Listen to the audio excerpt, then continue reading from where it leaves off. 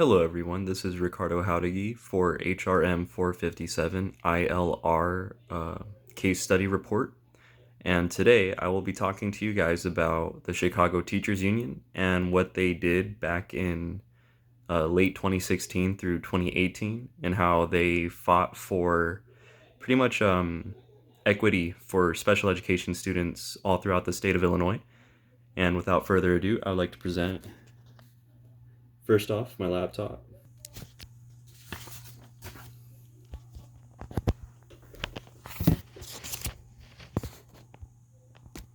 See if I can position that right there for you.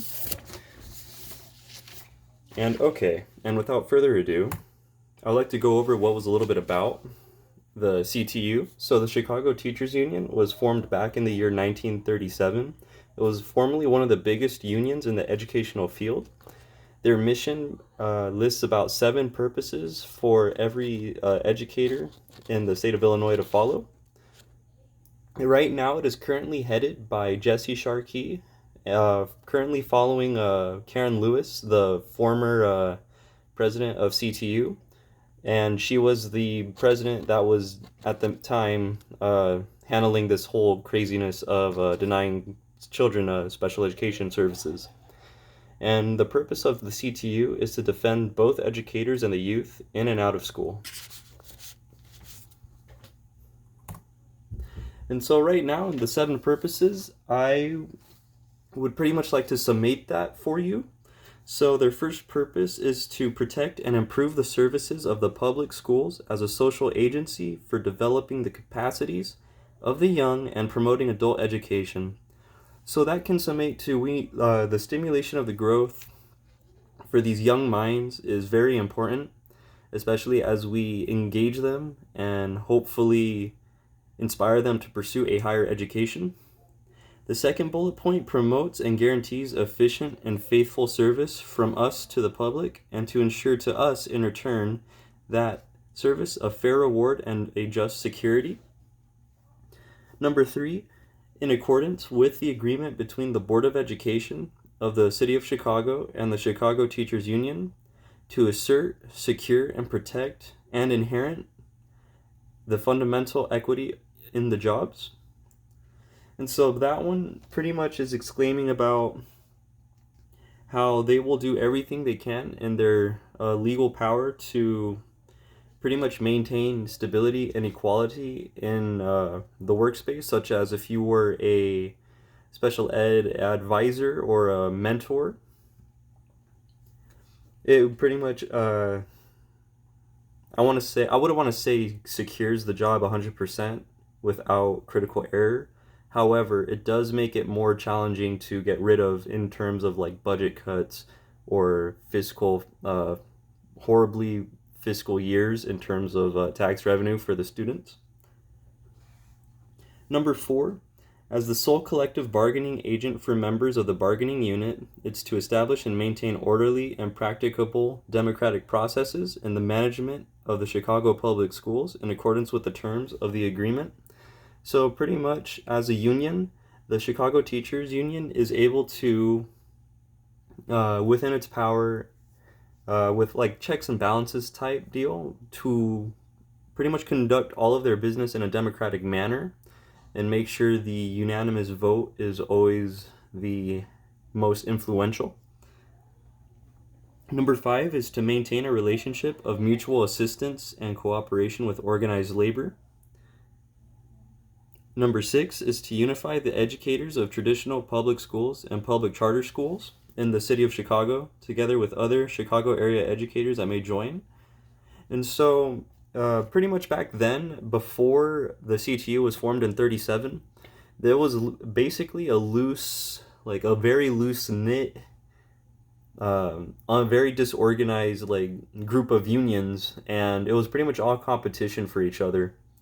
However, the CTU was able to unite all of the surrounding regions, and in turn, they offer pretty much open entry to any educator within the area that's willing to join. And number 7 to promote racial, economic, and social justice in order to achieve educational justice and build community and labor coalitions to achieve that objective. And so number 7 exclaims that we need to, as a society, pretty much like check and balance ourselves, make sure no one is being neglected enough within our society, especially with our children and the youth, which is why I feel the CTU is a pretty powerful union group, in my opinion. They were able to not only fight for many, many children who may have been, just rather unlucky in life, and I feel like that is quite a statement. And so I have 1, 3, and 7 highlighted because these are the 3 main issues I feel that pertain to the topic at hand. And so what I would like to go over right now that you have a little bit of information about the CTU, is what happened exactly back in 2016. And so the really important incident, I would say, that really sticks out to me is number 1, it talks about how it is essential to protect the students in education and pretty much engage them and give them a reason to want to pursue a higher education. Like, if you care for them now, it is better, like, you'll probably do a lot more for them in the future if you were to help them now, Number 3 emphasizes the importance of securing the jobs for those that do help the youth. And so the CPS, which is the Chicago,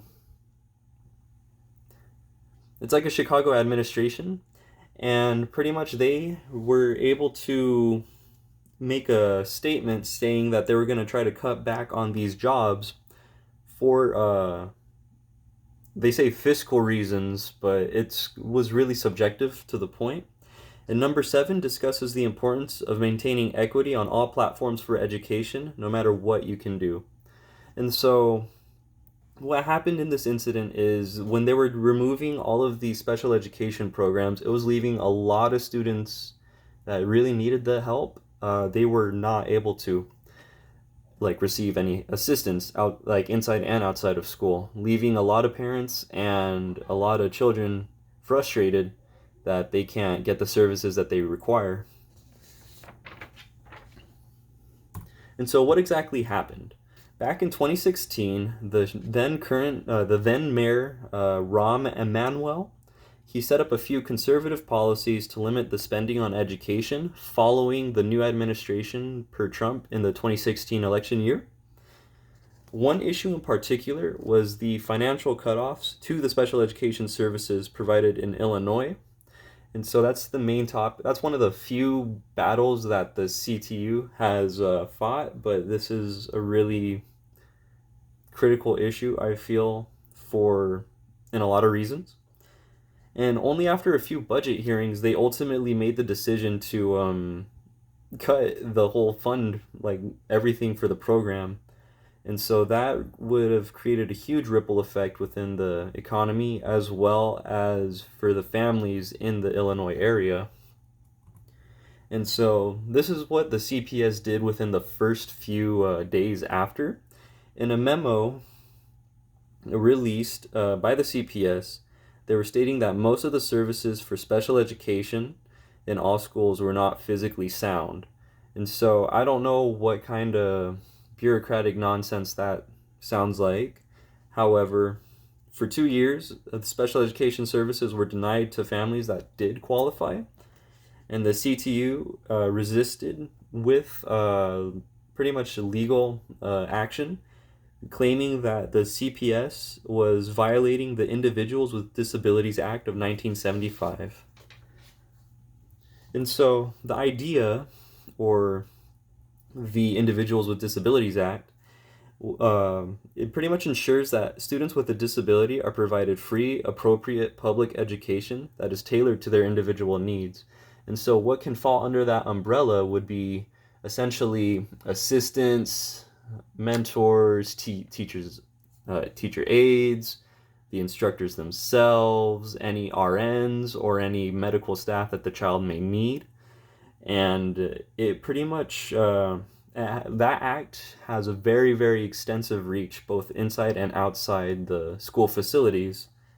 And so, just to kind of give you an idea, like a first-hand example of what exactly was going on, I have a clip from YouTube that specifically has testimony from one of these parents that are currently struggling with these cutbacks a few years back ago.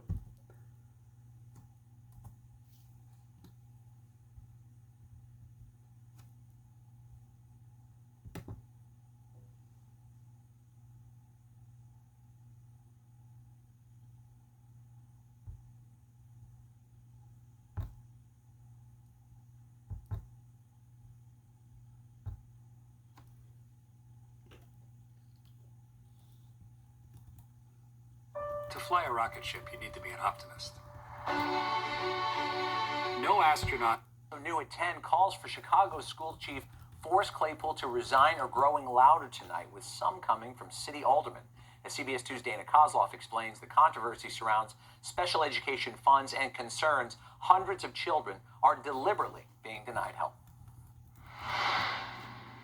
You want to open it up? Oh, I forgot, we can make it big. Ryan Dempsey loves kindergarten at his Chicago public school, but it's after his parents spent the last 2 years fighting CPS to get him the special education services he needs. Throughout our whole journey with this, there have been all of these roadblocks thrown up. Katie Dempsey says those roadblocks began with attempts to get Ryan sufficient therapy for a severe neurological speech disorder. They ended with mediation and CPS agreeing to pay $3,500 for compensatory services. It cost the Dempseys $15,000.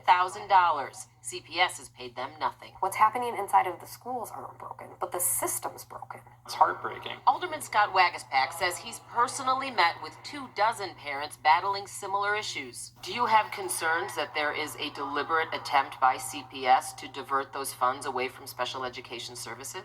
I've always thought there was a deliberate process that they had set up. Wagaspak and fellow aldermen have repeatedly asked CPS CEO Forrest Claypool to testify before council to explain the funding and millions paid to special ed consultants. Claypool's been a no-show. I want to basically see what the... And so, to pretty much give you an idea of the frustration, I feel that this incident would pretty much like... albeit it's very upsetting, and for the heads of the CPS to not even give a response just kind of goes to show what kind of shady business is kind of going down and why the CTU is here and it exists.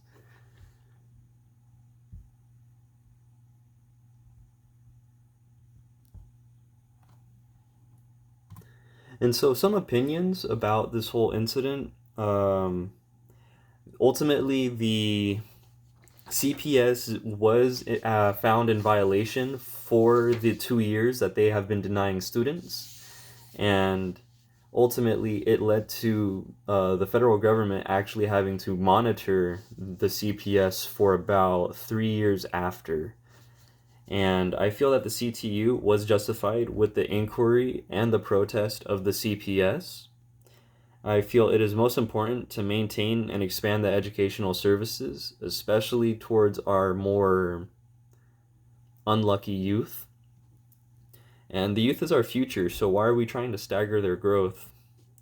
And so some recommendations I would recommend to the CPS to avoid another incident would just be to simply just pay closer attention to what exactly is protected and what is not.